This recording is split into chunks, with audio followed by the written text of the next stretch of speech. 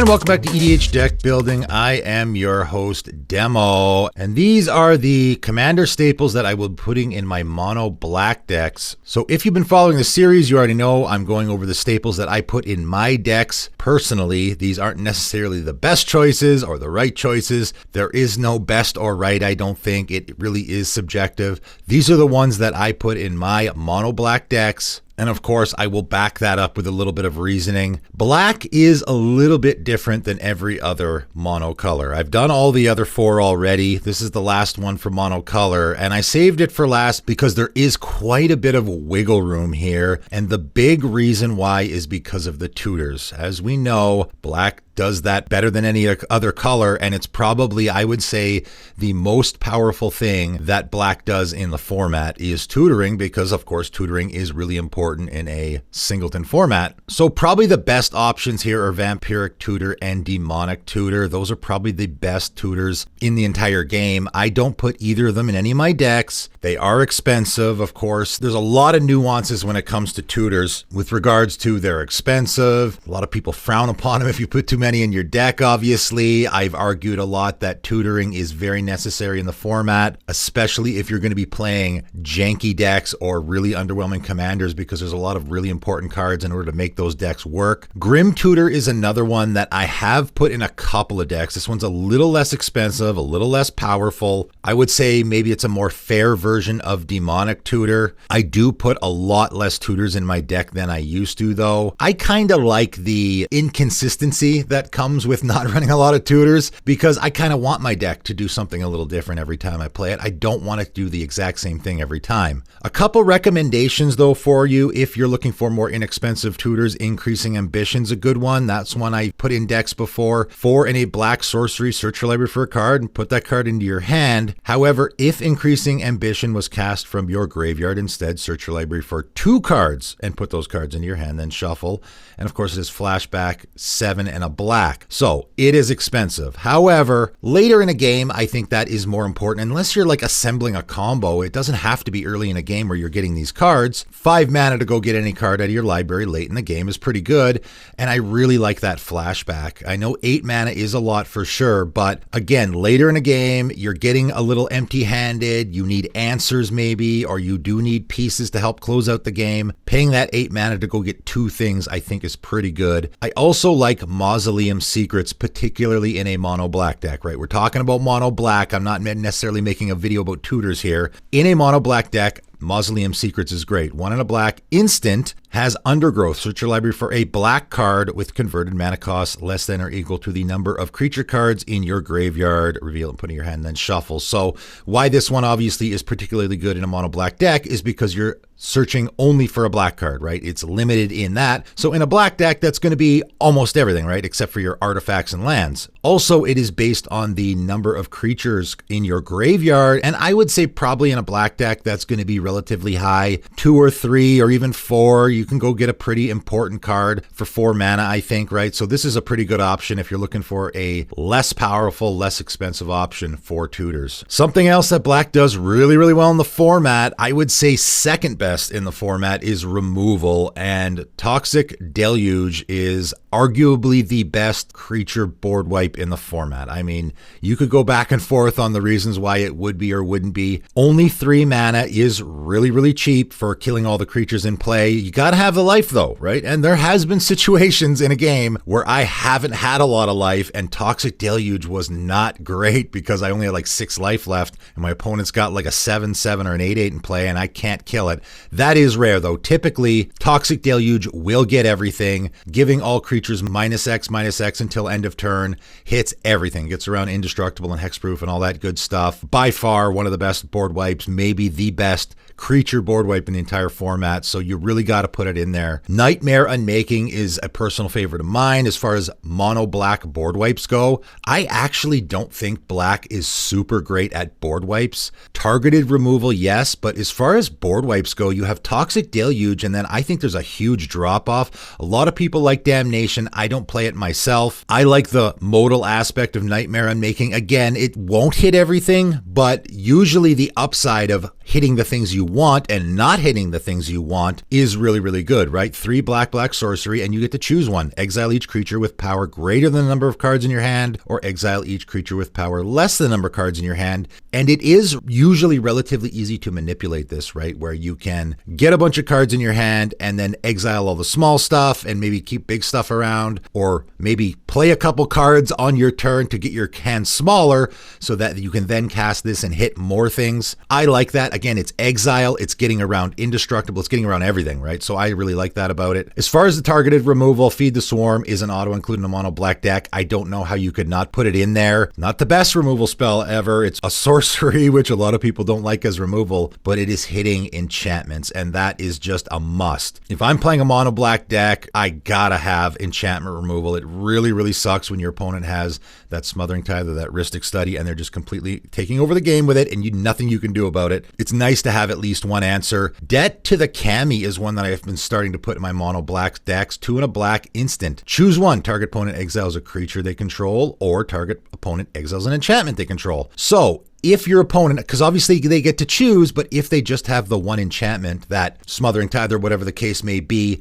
obviously they have to choose that one. Also works against those indestructible enchantments, right? Like those Purphoros decks. Another thing that mono black might have an issue with, right? Typically when you're playing against that Purphoros deck, it's not going to be a creature, so it's going to be really difficult to get off the table. This can do that if they don't have any of their enchantments in play. Also has the option of getting a creature, right? If your opponent's playing a Voltron deck, this is a fantastic way to get it off the table, because not only is it not targeting their creature, but again, it is exile. Infernal Grafts, just one of the most efficient creature removal spells in the format now. I said this when it first came out. They set a precedent here. Just 2 mana instant to destroy any creature, no limitations at all. You just lose 2 life, which is almost nothing in a commander game. Gotta put it in there, I think. Not only does it go in all the mono black decks, goes in a lot of other decks as well, I think. Poison the Cup and Baleful Mastery are the other 2 targeted creature removal spells that I put in pretty much all my mono black decks, I think. Again, it does depend a little bit on what you're doing in the deck. Sometimes you want to go with more of a sacrifice theme, so maybe you don't need as much targeted removal because you're forcing your opponents to sacrifice like a lot of black decks do. To me, again, these are 2 of the most efficient removal spells in the format. Having that reduction where you only have to pay 2 for either of them is fantastic. Of course, Baleful Mastery hits Planeswalkers as well, which can be important. And I've just always been a really big fan of Curtain's Call. 5 and a black instant to destroy 2 creatures is pretty good. 6 mana, instant speed, destroy 2 target creatures, but it has Undaunted. This spell costs 1 less cast for each opponent, so it's never going to cost 6 mana, right? It will maximum only cost 5 mana because you're always going to have one opponent. So 5 mana to kill 2 creatures at instant speed is pretty good. Now, you do have the issue where you have to have 2 targets for this, but man, that has never been a problem for me. And if you have 3 opponents, now this only costs 3 mana. And of course, that's an incredible rate to destroy 2 creatures for 3 mana at instant speed. Black also has fantastic creatures that are removal. So Ravenous Chupacabra and Plague Crafter are 2 that I try to put in every deck. Having abilities stapled on creatures is always going to be better. You can, particularly in black, recur them, right? You get them back from your graveyard, use that ability again. Massacre Worm is another one that I try to put in if I can. 3 black. Phyrexian Worm now, 6/5. When it enters the battlefield, creatures your opponents control get -2/-2 until end of turn. So it's sort of a little bit of a mini board wipe. Will hit a lot of creatures, but the whenever a creature an opponent controls dies, that player loses 2 life is also fantastic. That can actually be a win con in a lot of decks where you plan on killing your opponent's creatures all the time. Even after this guy hits the table, it's a 6/5 body, which is pretty good, but then it just sits there, and every time one of your opponent's creatures die, they're losing 2 life. That can be really brutal in a lot of games. Black also draws cards pretty good, as we all know, and for me, Stinging Study is one of my personal favorites now. Of course, this one is very conditional, right? Because it's going to draw X cards and you lose X life, where X is the mana value of a commander you own on the battlefield or in the command zone. So it's going to depend on your commander. If you have like a 2 or 3 mana commander, probably not going to be worth it. For me, I think 4 is where I start with this. I like draw 4 cards at instant speed for 5 mana. That's a pretty darn good rate. And then of course it only gets better from there, right? Is there a limitation here? Like I have this in my Anamas 1 deck, which costs 12 mana, and losing 12 life is a pretty big hit, but typically it's going to be worth it to draw 12 cards. And then obviously if you have partner commanders, this really gets good because you actually get to choose, right? So if you have a partner commander that costs 3 and another partner commander that costs 6, now you get to choose. If life is an issue for you, you can choose the lesser and only lose 3 life and draw 3 cards, right? Morbid Opportunist, which I've talked about a few times on my channel now. It's a card that sort of flew under the radar for me. I can't believe I missed it. 2 and a black human rogue, 1/3. Whenever one or more other creatures die, draw a card. This ability triggers only once each turn. The triggering only once each turn, I find, is not that big of a drawback. The big thing here for me is that this includes token creatures, right? Which in a lot of black themes, you're going to be sacrificing those token creatures or having them die, and this will get you a card draw. And then, you know, whenever an opponent's creature dies on another turn, you get to draw a card. Timing is important here, right? You do have a lot of instant speed removal in your black deck, so it's probably going to be pretty easy for you to get an opponent's creature off the table on their turn. Or if they're just sacrificing their Sakura Tribe Elder on an opponent's end step, you're likely going to get a card draw as well, right? Creatures are dying in commander games all the time, so you really don't need to build around this at all. It's just going to sit there and draw you cards. Blood Tracker is another one that I don't play in every deck, but it is one that I look to when I'm looking for card draw in my mono black decks. 3 and a black, Vampire Wizard 2/2, has flying. Pay a black and pay 2 life, put a +1/+1 counter on Blood Tracker, and when it leaves the battlefield, draw a card for each +1/+1 counter on it. So just a lot of great things going on here, right? You can just use this as a big creature if you don't need to draw cards, right? Let's just put a bunch of counters on my Blood Tracker for every black mana and 2 life I want to spend. It has flying, so it's got evasion. It could be great later in the game if you just want to close out the game. And if it leaves the battlefield, and of course the important thing is this is a leaves the battlefield trigger, so even if it gets exiled, if it gets blinked, so yourself you can blink it, you're going to get to draw a bunch of cards no matter how it leaves the battlefield. So I like that you don't have to worry about that part of it. Pretty great card, I think. Getting to the ramp, and as I've mentioned many times already on this series, Burnished Heart and Solemn Simulacrum are auto includes for me in my monocolored decks that aren't green. And in particular in black decks, I think these are great because they're creatures. And again, you know, when you have these abilities stapled on creatures, you can get them back out of your graveyard.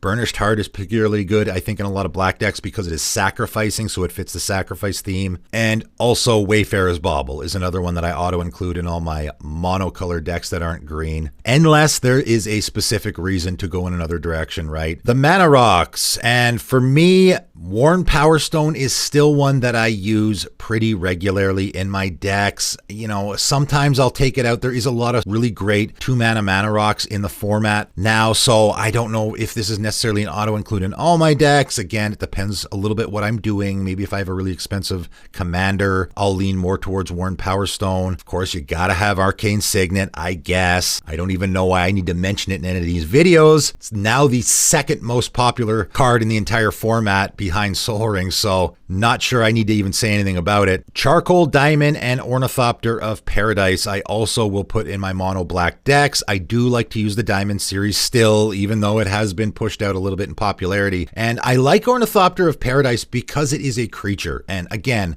because a lot of black themes are dealing with creatures, sacrificing and that kind of stuff, I like that I have a Mana Rock that is also a creature. So later in the game, maybe I can sacrifice it to some effect or something like that. And again, I use the Medallion series in my mono black decks. They are a little bit expensive. I just think the upside here is incredible in a monocolored deck. I don't play these in any other color combination, only in my monocolored decks. I happen to have one of each. So for the one monocolored deck of each color that I have, I put them in there. It is pretty nice to have the majority of your deck cost 1 less whenever you're casting stuff. Couple other mono black staples that I've been shoehorning in every deck. Malachor Rebirth. 1 black instant. Choose target creature. You lose 2 life until end of turn that creature gains. When this creature dies, return it to the battlefield tapped under its owner's control. So one of the things that mono black is pretty good at is protecting their creatures, but they do it in a little bit of a different way. They do it with these what I call slingshot effects, where someone's about to kill my commander. I can 1 mana, use this, lose 2 life, and my commander will come back into play. And then, of course, is extra good if you have a commander that has like a sack or an ETB ability so that you can use it again. You can use it on that Massacre Worm, right? If someone kills your Massacre Worm, or you can sacrifice your Massacre Worm, get it back into play, get that effect again. Again, black is doing a lot of sacrificing and stuff typically, so this card can work extra good. But even if I'm not doing any of that stuff, I really like Malachor Rebirth just to save my commander from getting removed from time to time. Dauthi Voidwalker, and I gushed over this card when it first came out in Modern Horizons 2, and I thought, well, you're just going to play this in all your black decks, aren't you? And I try not to put it in all of them, but it is just such a phenomenal graveyard hate card. And of course, graveyard hate is just so important in the format. And then on top of that, I really like the option of I can cast stuff that isn't in mono black, right? That's why in particular in mono black decks, I like Dauthi Voidwalker, because again, let's say enchantments, black doesn't deal with very well, so I can throw down my Dauthi Voidwalker and just hope that my opponents who's playing that green or white deck cast their enchantment removal spell, and then my Dauthi Voidwalker is going to exile it, and then I can sacrifice my Dauthi Voidwalker to cast that removal spell on that enchantment that I want to get off the table. So I like it for that reason as well, particularly in a mono black deck. Getting on to the lands, and I don't know if there is a more auto-include land in the format than Bojuka Bog if you're in those colors. If you're playing a deck that has black in it, I don't know how you don't play Bojuka Bog. I really can't think of any lands that are more auto-include than a Bojuka Bog. I mean, even if you're in a 5-color deck, I think you should be playing it. Like I just said, you have to have graveyard hate. You just have to, or else that graveyard deck is just going to run all over you if you don't. So this is just an auto-include. I don't know how it's not. Got to talk about Urborg and Cabal Coffers. And of course, these are expensive. And for me, I just happen to have them. So yes, if I'm in a mono black deck, it's really hard not to. It is just such a massive advantage. I mean, even just the Urborg, so that all your lands are swamps, you know, so any of your colorless lands that don't produce black mana will now produce black mana. So just throwing an Urborg in is a really nice advantage if you got one lying around. But the coffers, I mean, I guess even without the Urborg, the coffers is really, really good. So you don't even need the Urborg in play. You know, for me, I do not play the Urborg Coffers combination in any deck that isn't mono black. That's why I put it in my mono black deck, because it's the only one I put it in. Like, I've seen people put this combination in a 3-color deck, and if they don't get their Urborg out, their Coffers is actually really, really bad, right? It is essentially a land that doesn't tap for mana at all, right? Because you're only going to have like maybe 1 swamp in play, which makes your Coffers useless, right? You have to get 3 swamps in play in order for your Coffers to really do anything. And in a 3-color deck, without your Urborg, that probably won't be happening a lot. So for me, I don't put this in any deck that's more than 1 color, even a 2-color deck. It's questionable in my opinion. But if you got them, they're definitely a huge, huge boon in a mono black deck. Cabal Stronghold is another option, a little less expensive option. Of course, it's going to add a black for each basic swamp you control. So this does not work with the Urborg combo. But again, in a mono black deck, it's still going to be really, really good, right? If I have 6 swamps in play, I can tap this. So essentially I'm tapping 4 lands to give me 6 mana. It is still a pretty good mana boost there. So that's a great one to put in as well. As far as colorless lands go, you know, you have your typical, you got to have the Ghost Quarters and the Wastelands, and, you know, being able to destroy your opponent's lands, of course, is important, right? We just finished talking about Cabal Coffers here. So you got to be able to get it off the table if your opponent has it. Also, I really like Blast Zone in a mono black deck, and Blast Zone is one that I rated very highly on my colorless utility lands video, because you could put it in damn near any deck because it is removal on a land. In particular, though, I like it in mono black decks, again, because enchantments and artifacts, black doesn't deal with very well, and this is an option for you, right? I like having that option if I'm really, really stuck to get that non-creature permanent off the table. And Hostile, man, I really like this land a lot. I wouldn't say that I'd be putting it in all my mono black decks. It taps to add colorless, but you can pay 1 and tap sacrifice a creature, put a soul counter on hostile. Then if there are 3 or more soul counters on it, remove those counters, transform it, then untap it. Activate only as a sorcery. And of course, in a black theme, again, there probably is a lot of sacrificing going on, right? Again, not every deck, but there is a lot of mono black decks out there where a hostile will very easily slot into your deck. And of course, the back is a black card, and that's why, right? You can't just throw this in any deck. The back side of this card creeping in has the black color identity, so it has to be in a deck that has black. It is an artifact creature horror construct. 3/7. When it attacks, you may exile a creature card from your graveyard. If you do, each opponent loses X life and you gain X life, where X is the number of creature cards exiled creeping in. And of course, that's cumulative, right? Every time you do it, it adds another and another. And it also has pay 4 and it phases out, which I really like. Super hard to get this guy off the table if you leave the 4 mana up. I played a game where I just really took over. Late in the game, when I had a full graveyard, I just relied on my creeping in to close things out. Just kept attacking. My opponents couldn't get it off the table. I'm draining them for life on top of the attacking.